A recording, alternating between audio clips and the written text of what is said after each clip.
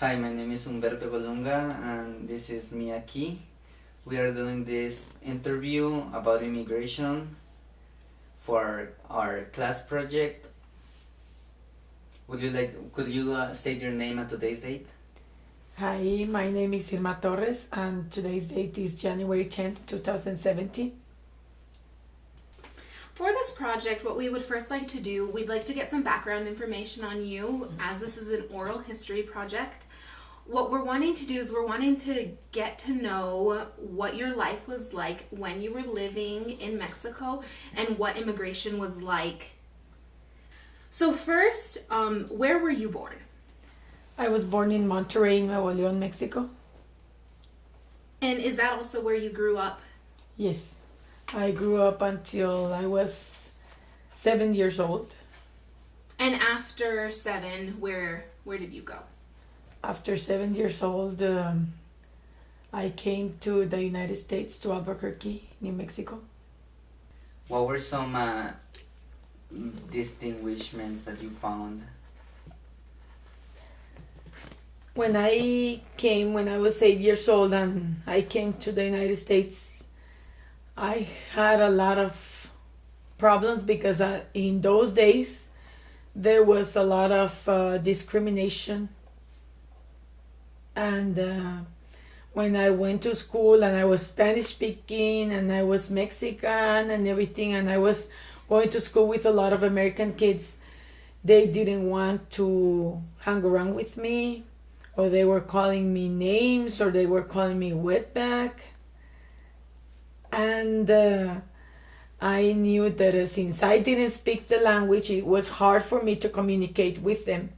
So they were just calling me names, which I didn't understand sometimes, until I got some classes with a teacher.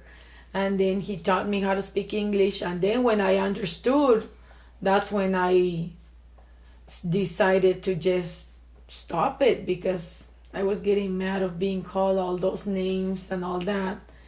And then they were getting worse and worse, and they were always, you're a wetback. And that's when I started to just put a stop. And I said, well, if I don't stop this, they're going to continue. So one time this girl was chasing me and calling me wetback, pulling my hair, and I said, stop, and I was scared. But then one day I say, no, I'm not going to be scared. They will push me. When I was on the line for my lunch, they will push me to the back, and I will go to the back, and then they will push me again to the back. So it was too late for me to get my lunch.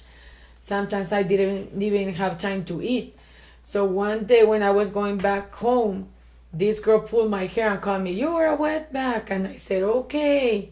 So I just turned around, got her by the hair, hit her, threw her down, and then we were there, and everybody was spitting on us. They were spitting us, but I got her hair and pulled it as hard as I could, and I hit her and slapped her and everything.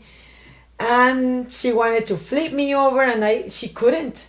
And since that day, I told her, you call me wetback again, and you're gonna see who you're talking to.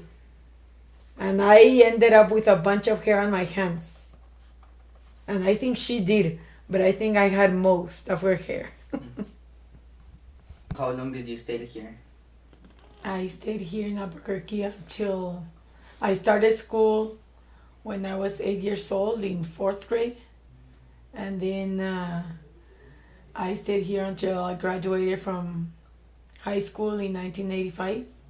And in 1987, I went back to Monterrey, Mexico. Why did you went back to Mexico? My mom wanted to go back to Mexico because my other brothers and sisters were over there. There were 4 of them over there. And she decided to go back to live with them and see how life was over there again in Mexico. So in 1987, she decided to go back, and we also decided to go with her, which was one of my sisters and me. We went back to Mexico with her to Monterrey, and we sold all the furniture we had. here in Albuquerque. We sold it.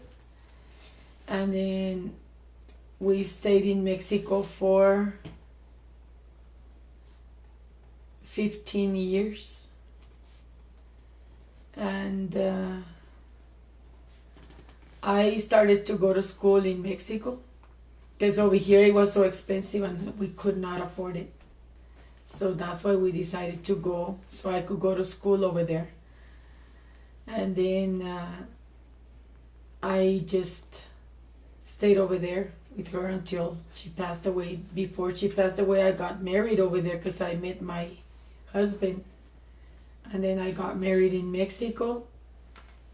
And after 3 years of marriage, that's when she passed away, my mom. So when did you came back to the United States? I got married in Mexico in 1993. And then I had my kids, 4 of them, who were born in Mexico. And then we decided to come back in 2009 just to visit for a while and for my kids to go to school here for 1 year and then go back to Mexico. But then all of a sudden all these things happened that they were killing people and all those things. It was so dangerous for my kids to go to school. So we just decided to stay here. My husband came over here and we haven't gone back to live over there, just to visit. So you had 8 siblings. Were all of them also born in Monterrey? Yes, all of them, including me, were born in Monterrey. Was your mom born in Monterrey? No, my mom was born in Gary, Indiana, Chicago. She was an American citizen. What about your grandma? Because since your mom was born in the United States in Chicago, that means that your grandma was here in the United States rather than in Mexico. Was your grandma also born in the United States? No, my grandma had relatives that were living in Chicago. One of her sisters was over there, and she was pregnant from my mom. So my grandma and my grandpa decided to go visit her sister. And in those days, they never knew when they were going to give birth to their children. So she went to Chicago to visit her sister with my grandpa. And they were both visiting, and all of a sudden, the baby was ready to be born. So she was taken to the hospital, and my mom was born in Chicago because of that. What date was your mom born on? My mom was born she was born on December 3rd, 1929. So at that time that she was born, you said that your grandma and grandpa did not know that she was expected. She wasn't expected to be born at that date. Were they planning on having your mom in Mexico so that she would be born a Mexican citizen, or was she actually born an American citizen because she was born on American soil? She was actually born an American citizen, but they didn't know she was going to be due on that date. She never, from all the other aunts and uncles that I had, which were 3 others, plus my mom 4, she never knew when she was going to give birth. She just got pregnant and they had the child in a home, not even in hospital. Oh. So she decided to go visit her sister, and then while they were visiting, that's when my mom was born, but she wasn't expecting to have her born over there in the United States. So we've done some research on immigration and childbirth when it's from foreign countries, and one thing that we found is that when you are a citizen of another country but you have a child in another country, that child is born a citizen of the country that you gave birth to the child in. So that's apparent in what you have said. You said that your grandma was a citizen of Mexico, but since Your mom was born in the United States. She was an American citizen. But you were born in Mexico. So were you given citizenship even though you were born in Mexico, but your mom was a citizen of the United States? No, I wasn't given the citizenship when I was born, because my mom, she never knew that she was born in the United States until my father died when I was 6 months old. So he passed away, and then my mom was struggling with all of us because we were 9. So one of my uncles told her to go to the United States because she was born a U.S. citizen, and she didn't know what to do. So they told her how to go, and then she decided to get help from other people. So she got help from Adan, and then she was taken to El Paso, and that's where she lived. Then they asked her to, that nun told her that she could request some of her kids that were born in Mexico, but nobody told her that she could request a citizenship. So she requested alien residency, and this is how 5 of us got the residency. And what happened to the other 3 of you? The other 3, they are here in Albuquerque, but they also became residents from the United States because my mom was never told that she could request citizenship from her children who were born over there. So she brought us as residents to Albuquerque, and I have a sister here, a brother, 2 sisters and 2 brothers, and myself. And then we had to study the Constitution, then ask for our own citizenship. So what was the process of getting your citizenship like? When I graduated from high school in 1985. Where did you graduate from? From Valley High School.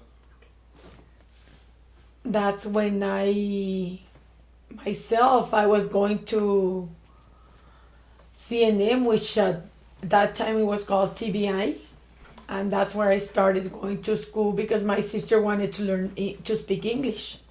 But since I learned to speak English here because I was a child, it was easier for me to learn it because I was only 8 years old.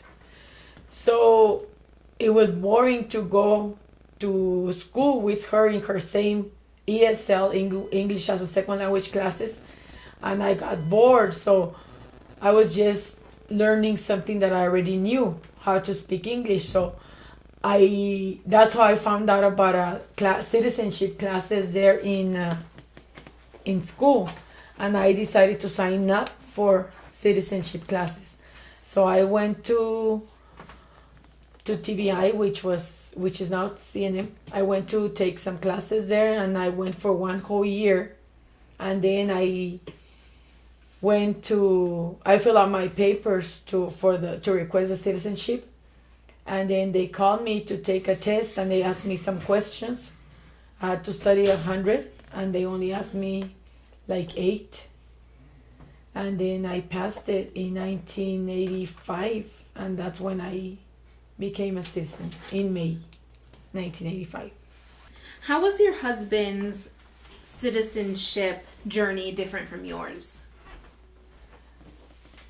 Okay, his was different because on my situation, I didn't know about going to get any like books or cards to study, and I didn't know of anything else where I could go. So when I did mine, I had to go to school because that's the only thing I knew on doing. And his process was different because since he just got it last year in 2016, we found out that he could go to classes, or else get a book from the Constitution in the immigration department and study the questions, the 100 questions, or else get some cards, which is the same Constitution, but it has a card which has a question, and then you flip it and it has the answer. So it was easier. That process is easier when you go get the cards and then just study the question and study the answer and then give it to somebody else so they can ask you the questions and answers. And in my case, it was different because I had to go take the class for 1 year, and he didn't have to. He just had to study. And then when he thinks he's ready, he just submits the application and then he gets called right away. So you submit the application, and after 1 month of submitting the application, you are called to get the fingerprints. And then after 2 months, you are called to verify everything that you need to. And then after another month, like it takes about 4 months, and the 4th month, he has to take the test. And he has 2 chances of passing the test. If he doesn't pass it the first time, then he takes it again. If he fails it the second time, then he has to pay again. The residency. The naturalization. Okay. So did your husband receive the citizenship or residency? After 1 year of marriage, we had our child, our first child. My daughter, her name's Elizabeth. She was born in 1994. And 2 months after she was born, we went to apply for my husband's. First, we went to apply to the American consul. It is American consulate in Mexico. We went to the immigration department over there in Mexico, in Monterrey. And then I decided to ask for my daughter's residency, like my mom asked for mine. I went to apply and I asked for an application. I asked him if I could get the residency for my daughter because she was little. And we were planning on coming to Albuquerque to the United States to visit some relatives. And then the person who was there in the immigration department, she told me, no, why are you asking for residency for your child if you're an American citizen? And I told her because she was born here in Monterrey, Mexico. And then that's when she told me, no, if you are born from an American citizen, then your children, when they are born, they all are citizens already because they were born from an American citizen. And this is one thing that they never explained my mom when she requested our residency. They never told her she could request citizenship for us. But they explained it to me, so I requested citizenship for Elizabeth, my daughter, my first daughter. And then I asked him if I could request residency for my husband, and then they said yes, you may, because you are a citizen and he's been married to you for 1 year and you guys have proof of marriage and you guys have a child, so we fill out his papers for his residency. And it was very quick. In 6 months he was already a resident. It took us very little bit of time for him to become a resident, because sometimes it used to take like 2 or 3 years, but for him it was very fast. We made the application, and then after 2 months he was called to all his testings, like fingerprintings, pictures and all that. And then after those 2 months, in 4 months, he was called to go to Juarez for an interview. Then at 6 months, he was called to go to El Paso to turn in a package with all his paperwork and get his residency. What made his residency process so special? Why was his process so much quicker than those normal 2 years that it takes? We never found out why it was so quick, and I never asked either, because I know everybody was surprised that he got it right away. And the only thing is that maybe because I requested my daughter's citizenship that same time when I requested his residency. So when I requested my daughter's citizenship, my daughter became a citizen right away. Right away, in that same moment that I turned in all my papers, all of those things were checked by the immigration department, and then they stamped a form, and then they gave me her birth certificate, her naturalization certificate that same date. So then I turned in my papers, my husband's papers for his residency, and then they picked them up and they say they were going to process them. And all of a sudden he was called in 2 months, and after 6 months he just got his residency. So I think it was because of that from my daughter, but I never asked them. How long did it take for him to become a citizen? For him to become a citizen, it took him a while, because he got his residency in 1994, and then the resident alien card that he got, it had an expiration date. Before he became a resident, long time ago, my brother and my sisters, they got their residency with a no expiration date. And then when my husband got it, it was after 10 years of being resident, he had to renew it. So they were charging to renew it. And after 10 years, he renewed it, and he got another one. But then he was going to have to renew it again in 2017. So it was more expensive to renew his residency again than to get his citizenship. So we decided on him to apply for his citizenship better.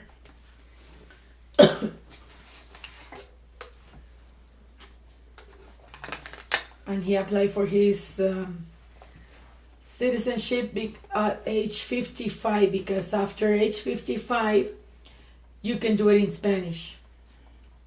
And he has tried to learn English here in the United States, but it's difficult for him to learn it. He's probably embarrassed to speak. So do you plan on staying here permanently in the United States, or going back to Mexico? Well, after my daughter, we had 3 other children, and they right away after, I think it was after 6 weeks of birth, we decided to go back to the immigration department. When my son was born, my second son, we decided to go after 6 weeks that he was born to get his citizenship. Then my other son was born, a third one. And then we went after 6 weeks again. And then the last one, the fourth one, we also went and got everybody's citizenship after 6 weeks of birth. And then we came over here, but they're going to school here in Albuquerque, and they like it. We've been here since 2009 till now. And they've been doing good in school. And in Mexico, I would like to go back if they make their own life here and they decide to get married or go live somewhere else. Then we are planning to go back and stay in Mexico, because we have our house over there also. But if one of them doesn't get married or something happens, we don't know, we will decide to just stay here. But we do like to go visit over there. And I hadn't gone since 2010 because of all. I was scared to go to Mexico because of all the violence that is going on in Mexico, so we decided not to go. And then this year, past year, 2006, in August, in the summer, we went. And I think my fear just went away. I'm not scared to go back again, but I would like to go to visit until I decide to go back. But at the moment, we're planning on staying here in Albuquerque.